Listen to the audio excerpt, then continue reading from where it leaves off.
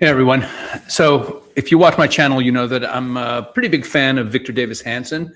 I find him to be very thoughtful and very wise. He's an eminent military historian. And he was interviewed the other day. He did a hit on Sean Hannity's show on Fox, where he kind of summed up where we are in the war. And on the surface, it was just one of these, news hits where he's just saying a bunch of stuff. I want to go through what he said there because I think it is the best, not only summary of the war, but in terms of forecasting what to expect in the days and weeks ahead. I think it was outstanding. So I want to drill down on the points that he made. First, let's watch the clip, and then we'll come back and I'll have some comments to make. But before we do all that, please go over to Israel365charity.com. Israel365charity.com, and please contribute to the Israel is Under Fire campaign. We're raising funds for lots of needs on the home front here in Israel. A lot of communities and families have been affected by the missile strikes. Specifically, we are helping out families that, young families especially. Very often the father is away on reserve duty. Very often people can't work because their jobs have been disrupted by the war, and there's a lot of financial needs and a lot of emotional needs. So we're plugged in with a lot of good charities, and it's a good way for you to contribute to what is going on in a very positive way. All right, let's get over to Victor Davis Hanson now, and we'll see what he has to say. Here with Reaction, Hoover Institution, Senior Fellow, Victor Davis Hanson.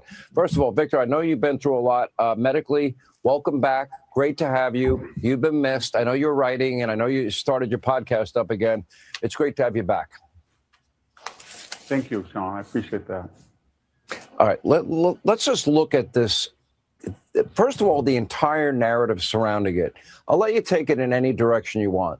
The media, the conflict itself, anti-Americanism, virulent anti-Semitism around the world, college campuses and the punditry class. I just want to get your overall view of all of it. Well, we don't have people on the ground to tell us what's really happening in Iran, except, captive news people like CNN that are there only with the permission of the theocracy. But there's enough evidence to see how things are really going. Europeans would never agree to go anywhere near Iran unless they thought the tide was turning and they think that we're going to win. Otherwise, they would keep still. And the reason that the petro-nations of the Gulf survive is they have their finger in the wind and they're very attuned to the climate. And when you have Al Jazeera praising the United States bombing campaign and saying that it's been underestimated and it's brilliant and effective, you get the feeling that they think not only should the United States finish the job, but it can and will finish the job.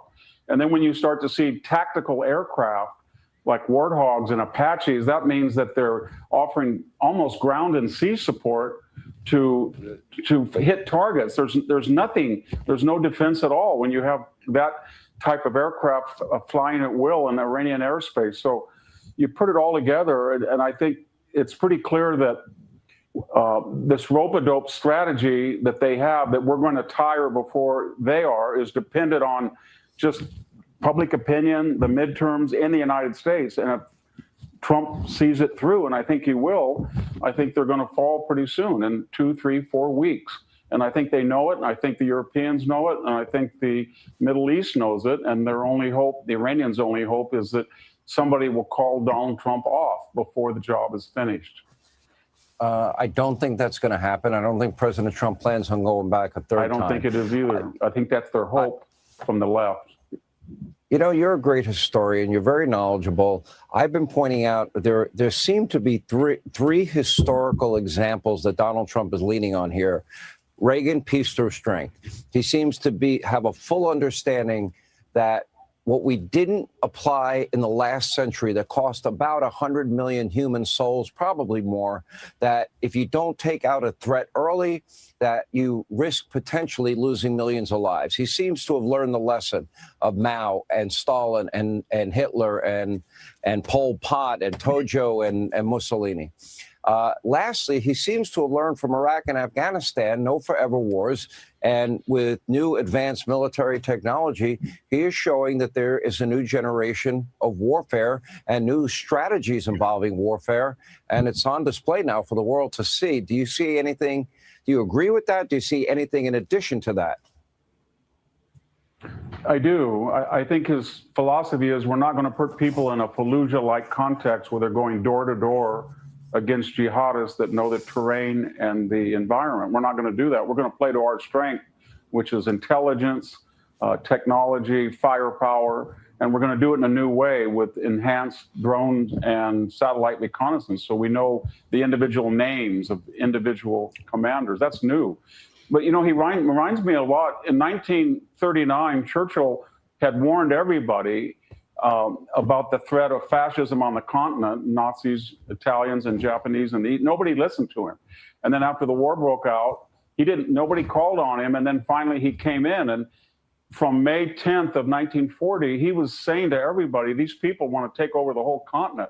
And we weren't in. The Russians were on the side of the Germans at that time under the Ribbentrop-Molotov Pact, and he was the voice in the wilderness. And that's what Trump is trying to do. He's trying to say to the American Democratic Party, what's left of it, you don't understand what's going on here. You Europeans don't understand. You people in the Middle East don't fully understand what this regime is about. And when people say, well, we didn't have an imminent threat, we didn't have an imminent threat when they took our hostages, when they blew up our barracks. Nobody said we better attack Iran because we need an imminent threat when they blew up our embassy. They always acted spontaneously with surprises, and we never knew what they were going to do. So the idea you have to have a telegraphed imminent threat, it's not the nature of that regime. It's lying, disguise, and dissimulation, and that's their pattern for the last 47 years. But nobody's taken them serious. Every president said we're going to deal with this, all 7 of them, and all 7 of them did not. And then all 7 of them, when they got out of office, said, I regret that I didn't. And he's the first one that warned the world and said it's not going to be one of those presidents. Steve Witkoff clarified that when they were bragging they had 460 kilograms of 60% enriched uranium, which means in 7 to 10 days it can be enriched to 90%, which is weapons grade. Victor, we missed you. Welcome back. We're glad to have you. And okay, so there's Victor Davis Hansen, and you know, he made a number of important points there. So I want to walk through them clearly, because if you take them all together, they tell a much bigger story than just what's happening on the battlefield, and certainly what we're getting through the media, which is where he starts. First, he starts with, his first point was very critical. You cannot rely on the media narrative that we're getting to understand what's happening inside Iran, because we don't actually have real reporting. Journalists there operate only with the permission of the regime. So instead, he says, you know, without real, honest, independent reporting, he says that you have to watch the behavior of countries that are close to the action or are watching it more carefully. How are the countries acting? And that's a very Middle Eastern way of reading reality. In the Middle East, what people say is far less important than what they do. So if the European countries are suddenly leaning in, and if Gulf states are shifting their tone, and we're seeing that, and if you're watching my channel, I've been reporting on that throughout the war, how you see the Gulf states are shifting their tone, more pro-American, even more pro-Israel, while they're tiptoeing towards that. Even Al Jazeera praising certain Israeli actions without sounding like they're praising Israel itself. Right? So even if you have Al Jazeera talking positively about American operations, that tells you something important. Okay, these are, you put these things together. These are all actors, the Europeans, the Gulf states, that are positioning themselves based on where they think this is going. Okay, and to illustrate his point, let's take a look at a few headlines that just back up what he was saying here. So, for example, here's a headline in the BBC. This is from today. UK allows US to use bases to strike Strait of Hormuz targets. The UK has agreed to allow the US to use British bases to launch strikes on Iranian sites targeting the Strait of Hormuz. Prime Minister Keir Starmer previously allowed US forces to use the bases only for defensive operations. to prevent Iran firing missiles that put British interests or lives at risk. Downing Street said on Friday that ministers had approved an expansion of the targets to help protect ships in the vital oil shipping channel, still on the basis of collective self-defense. President Trump then said, yeah, you should have acted faster, etc. Okay, but you see here, the UK will still not be directly involved in the US strikes. The principles behind their approach remain the same. Very nice. But what you see is that they're now becoming more cooperative with the Americans. And same thing here with France. Iran slams France's Macron on stance over Middle East war. That's a good sign. If Iran is criticizing Macron, we're in good. That's a good thing, even though Macron's been worse even than Starmer right now in terms of what he's willing to do. Nevertheless, he's been condemning. He's now, a couple of days ago, condemned the Iranians for striking at oil facilities in neighboring states, but he did not criticize Israel, and he hasn't criticized the U.S. So again, he didn't need to do that. He didn't need to attack Iran diplomatically, and he did. So this is what Victor Davis Hanson was talking about. You see the way people are signaling, the way these states are signaling, and then you have this important story from yesterday. 7 U.S. allies back plan to reopen Strait of Hormuz. Okay, so you have on Thursday, March 19th, 7 U.S. allies issued a joint statement expressing support for the possible creation of an international coalition to reopen the Strait of Hormuz and ensure safe passage for commercial ships and oil tankers. And these are the UK, France, Germany, Italy, Japan, Netherlands, and Canada. Okay, and they strongly condemned Iran's attacks on commercial vessels. So not being as neutral as they were before, not just sitting it out, but actually inching in the direction of the United States. This is what Victor Davis Hanson was talking about, that they're leaning in.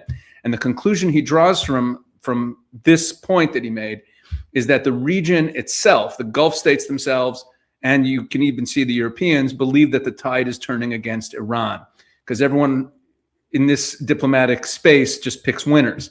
Now, the second point he makes is about the military situation, and this is something a lot of people have missed. He mentions equipment like A-10 Warthogs and Apache helicopters. That may sound like just another technical detail. You hear about all these weapons, but it's very significant because those systems don't operate in contested airspace. They fly low, and you don't fly low, slow aircraft like those, slow in comparison to jets, right? You don't fly low, slow aircraft like that unless you control the skies, which means, in very simple terms, that Iran has lost the ability to defend its own airspace, even at a level very close to the ground, which means that it's now a completely one-sided military environment.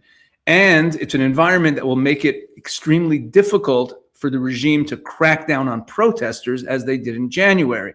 Okay, that's a big point. He didn't go there in making this point, but the Israelis have already said, they've made it clear that when it's time for the protesters to come back out after the Israelis and Americans have degraded the IRGC and the Basij even more, they're also going to provide air cover to the protesters. Okay, so the fact that the United States is moving in these low-flying aircraft are all further indications that the Iranian capabilities to retaliate have been reduced to things that can't even threaten low-flying aircraft. Okay, now from there, Victor Davis Hanson moves on to what he calls Iran's strategy. And this is where I think he's exactly right.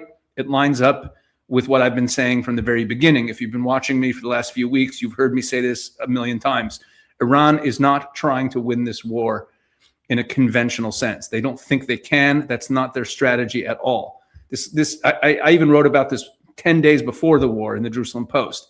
They are not trying to defeat the United States or Israel on the battlefield.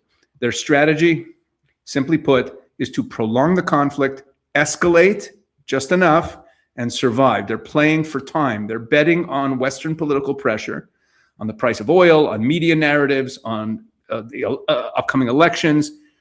And so they're relying on this idea that if they can just hold on long enough, someone will force Trump to stop before the job is finished. That's Iran's strategy. And then Victor Davis Hanson takes it a step further, and he says that the end might be closer than people think. He throws out a timeline of weeks. Maybe that's right. Maybe it's optimistic. I don't know. Either way, it's not a forever war if that's the case. But again, the important point is not the exact timeline. It's the fact that the regional actors, the Europeans, the Gulf states, are behaving as though the regime is in real danger of falling. And then he shifts to something even bigger, which is interesting. How this war is being fought. And that he identifies that we're seeing something new in this Trump era. This is not Iraq. It's not Afghanistan. There are no plans for occupation. There won't be door-to-door fighting in hostile cities. Instead, what you're seeing is a model built on intelligence, precision, and overwhelming technological advantage. Drones, satellites, targeted strikes. I mean, the targeted strikes in this war are unbelievable. With this real-time identification of commanders and exactly where they are. In other words, if you put it all together, this is a war without occupation and without devastating damage to the civilian population either. It's a major shift. And if it works, it changes how wars are going to be fought going forward. Provided you have the intelligence to do it. But then Hansen brings in the historical analogy, comparing Trump to Churchill, warning about a threat that others didn't take seriously. Now, besides the comparison itself, and you can make of it whatever you want, the underlying point of the comparison here is critical. For decades, everyone has known what the Iranian regime is. They've known its ideology, its behavior, its use of terror, and its use of deception. And yet every administration said, as he pointed out in the video, every administration said, we'll deal with it, and then didn't, and then regretted it. And this connects to his final point, which I think is really the heart of what he's saying. The idea that you wait for an imminent threat before acting, that assumes your enemy behaves in a predictable, transparent way and telegraphs things, right? He made that point. Why does it make sense to deal with a threat only when it's imminent? If you knew that someone wanted to kill you and your family and was working on plans to do it, would you wait until the threat was imminent before dealing with it? Iran is a terrorist state. They think like terrorists. Their entire playbook is built on surprise, on their proxies, on denying things, on deception. By the time you see the imminent threat, it's already too late. So people saying there wasn't an imminent threat, why are we attacking? It's insane.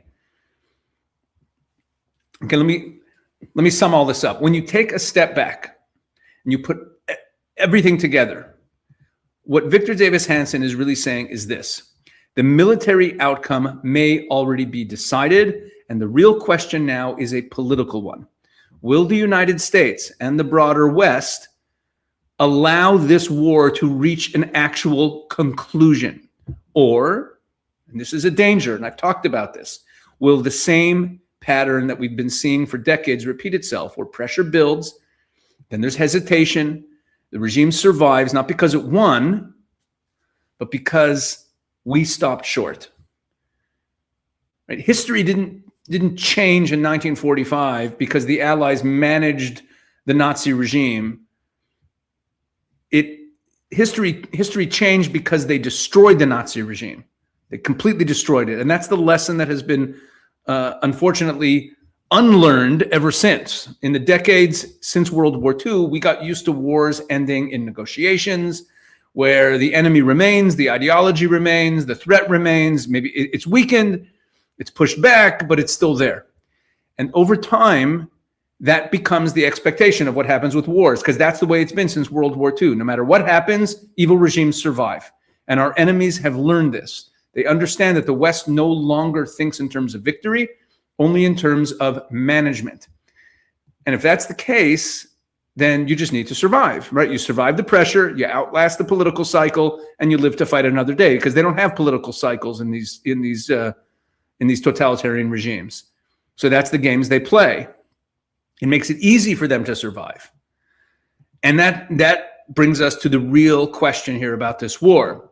It's not about there's no question about whether this war can be won, but whether it will be finished. That's the question. Because if Iran survives this, it won't be because they won. It will be because the West, once again, chose not to win. That's where we are right now in this war. All right, folks, thank you so much for watching, and thanks for helping grow the channel. I really appreciate it. I appreciate all of the likes and shares and messages. I do spend a lot of time every day reading messages, reading comments that people make on the videos. I want to improve the channel, and I appreciate all the comments. Please drop a comment below. Please like, share, subscribe, all that good stuff, and tell people about what we're doing here on this channel. God bless you. Have a great week.